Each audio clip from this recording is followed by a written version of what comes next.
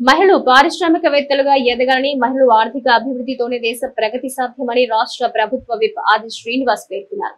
గురువారం వేములవాడ పట్టణంలో DRDA share ఆధ్వర్యంలో నిర్వహించిన ఇందిరా మహిళా శక్తి సంబరాలకు రాష్ట్ర ప్రభుత్వ విప్ ఆది శ్రీనివాస్ ముఖ్య అతిథిగా పాల్గొన్నారు. మహిళా సమైక్య సంఘాలకు వడ్డీ లేని రుణాలు, బ్యాంకు లింకేజీ, ఇటీవలి మరణించిన మహిళా సంఘ సభ్యుల ప్రమాద బీమా చెక్కులను వారి కుటుంబ సభ్యులకు పంపిణీ చేశారు. వారు మాట్లాడుతూ తెలంగాణ రాష్ట్ర ముఖ్యమంత్రి రేవంత్ రెడ్డి రాష్ట్రంలో 1 కోటి మంది మహిళలను కోటీశ్వరులుగా చేయాలనే సంకల్పంతో ముందుకు పోతున్నారని తెలిపారు.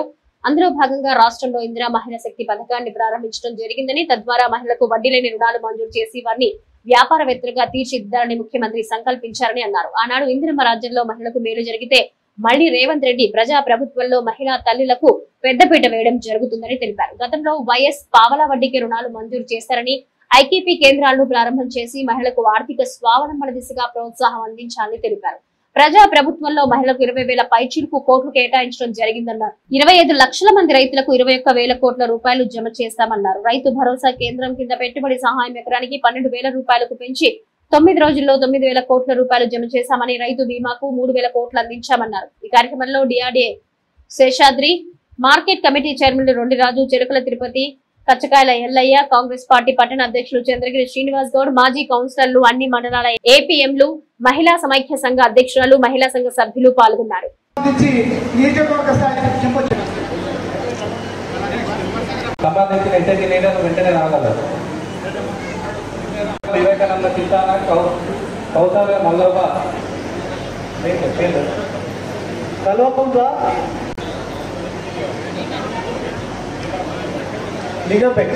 श्री राजराजेश्वर चेकपल्ली सरोजना नेक्स्ट రండి పైకి రండి.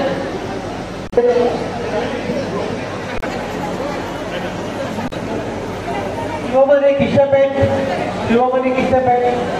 ఫోటో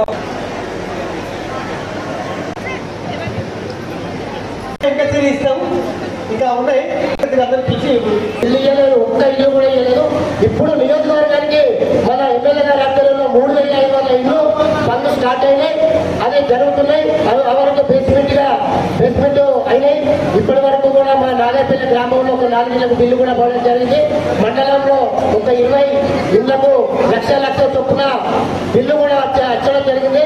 ఈ రోజు చూస్తే మన లక్ష సోమవారం బిల్లు కూడా ఇవ్వడం జరుగుతుంది. అందుకు మన కాంగ్రెస్ ప్రభుత్వానికి మీరు మహిళా అక్క చెల్లెళ్ళు అండగా ఉండాలి. ఇంకా మీకు పెద్దపీటగా పెట్రోల్ పంపులు కానీ, రైస్ మిల్లు కానీ ఏదంటే ఆ విషయానికి ముందటే ఉన్నారు. ఇప్పుడే చెప్పారు మీరు మండలానికి ఒక మహిళా సంఘం లీడరు.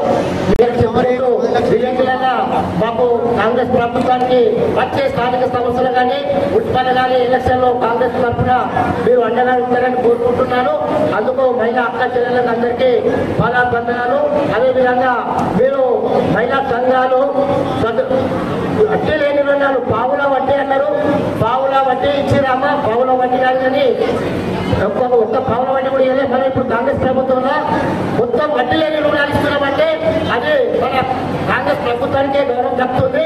అదేవిధంగా ఇప్పుడు మా వ్యవసాయ మార్కెట్ వ్యవసాయ రైతులకు 2 లక్షల రుణమాఫీ, ఒక్కడే పని 2 లక్షల రుణమాఫీ చేసిన ప్రభుత్వం అంటే కాంగ్రెస్ ప్రభుత్వం అమ్మా. అది ఎందుకంటే ఇప్పటి వరకు బీఆర్ఎస్ ప్రభుత్వంలో 1,00,000 రూపాయలు మాట్లాడారు, ఒక్కరు కూడా 1,00,000 రూపాయలు మాట్లాడారు రోజులేమో. సోనియా గాంధీ గారి ఈ ప్రభుత్వం కష్టాల నుండి చెప్పడానికి చెప్పే ప్రయత్నం చేస్తున్నా. ఆనాడు 16,000 కోట్ల నిల్వ డబ్బు మన దగ్గర ఉండే, 16,000 కోట్ల నిల్వ డబ్బు మన దగ్గర ఉండే, 78,000 కోట్ల అప్పు. ఆ 78,000 కోట్ల అప్పుకు ఇప్పుడు నిర్గాలు బట్టి వెళ్ళలేదు. అట్లా ఆనాడు 70,000 కోట్ల అప్పు సంవత్సరానికి 6,000 కోట్లు కట్టుకొని ఈ తెలంగాణ సమాజం సాగుకోమని చెప్పి మనం తెలంగాణ ఇచ్చారు. అది తెలంగాణ కానీ మనం ఓటు చేసి గెలిపించినాం. రెండోసారి 20 మిలియన్ కానీ చెప్పి గెలిపించినాం. కలిపి 9.5 సంవత్సరాలు వాళ్ళకి అధికారం ఇచ్చి ఇవి మార్పు కావాలని చెప్తే మీరు కూడా నమ్మి అదే వీళ్ళ చేతుల వ్యక్తికి ఇబ్బంది అని చెప్పి మార్పు ఇచ్చిన తర్వాత చూస్తే తల్లి 8 లక్షల కోట్లు అప్పుడు. ఆనాడు ధనిక రాష్ట్రము, ఈరోజు అప్పుల రాష్ట్రమైంది. అని అన్నారు కేసీఆర్ ధనిక రాష్ట్రం అని, వాస్తవమే. కానీ వాళ్ళ 10 ఏళ్ల పరిపాలనలో ఈరోజు రేవంత్ రెడ్డి గారు ముఖ్యమంత్రి అయితే వాళ్ళు చేతి పెట్టి చూస్తే ఖజానా ఖాళీ. ఈరోజు ఖజానా ఖాతాకు సంబంధించి లెక్క చూస్తే 8 లక్షల కోట్ల అప్పు. ఆ 8 లక్షల కోట్ల అప్పుల్లో ఆనాడు 70,000 కోట్ల అప్పు, 8 లక్షల కోట్ల అప్పు. ఆనాడు 70,000కు సంవత్సరానికి 6,000 మిత్తి కట్టాం. ఈరోజు 8 లక్షలకు ఎంత కడుతున్నావు తెలుసా? సంవత్సరానికి 6,000 కోట్లు ఆనాడైతే ఈరోజు నెలకు 6,000 కోట్లు కడుతున్నాం. నెలకు 6,000 కోట్లు, సంవత్సరానికి 72,000 కోట్లు. ఈ ప్రభుత్వం వచ్చిన ఇప్పటికీ 1,10,000 కోట్లు విత్తికే వేసి వాళ్ళు చేసిన దొరగారి పాలనలో అప్పులు తీసుకొచ్చినటువంటి సందర్భం. ఏం తెచ్చినట్టు ఏం లేదు. కానీ మీరు ఇక్కడ గమనించాలి, గత 10 ఏళ్లలో తీసుకొచ్చిన ప్రభుత్వ స్కీములు ఒక్కటి రద్దు చేయాలి.